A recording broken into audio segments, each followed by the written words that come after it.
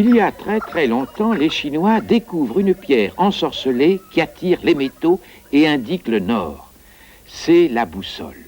Un médecin, contemporain de Shakespeare, Gilbert, compare l'étrange fluide de cette pierre aimantée à celui de l'ambre. Mais tout commence 2 siècles plus tard, à l'université de Copenhague. Le professeur Ørsted s'aperçoit que le dit fluide agite l'aiguille d'une boussole. Elle perd le nord.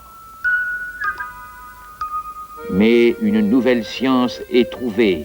À Paris, André-Marie Ampère établit les premières lois de l'électromagnétisme. Il découvre que le courant électrique a un sens. C'est d'ailleurs lui qui baptise courant ce fameux fluide. Pendant ce temps, François Arago remarque qu'un fil conducteur attire la limaille de fer. Avec Ampère, il trouve le principe de l'aimant électrique. On essaie alors de construire des moteurs avec des électro-aimants.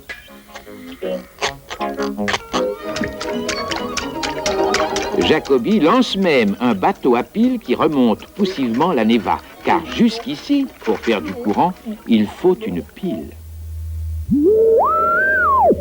Faraday découvre qu'on peut en produire autrement en promenant un aimant dans une bobine.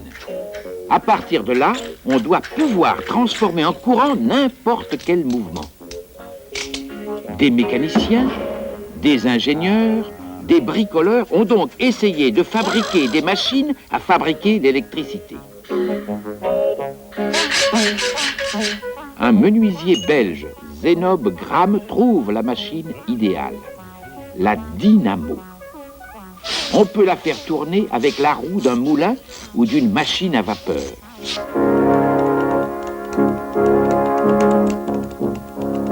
Le hasard, qui aide souvent la science, fait connaître à la dynamo un nouveau destin.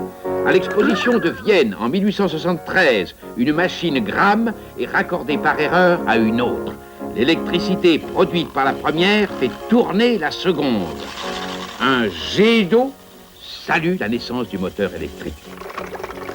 12 ans plus tard, l'invention du transformateur permet de transporter cette énergie à distance. C'est la grande première de la ligne Visil-Grenoble. Tout est en place pour le règne de l'électricité.